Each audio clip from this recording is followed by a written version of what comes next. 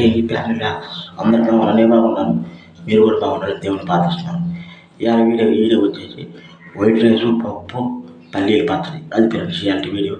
మా వీడియో మీకు నచ్చినట్లయితే లైక్, షేర్, సబ్స్క్రైబ్ చేయండి. లాస్ట్ వరకు చూడండి, స్కిప్ చేయకుండా.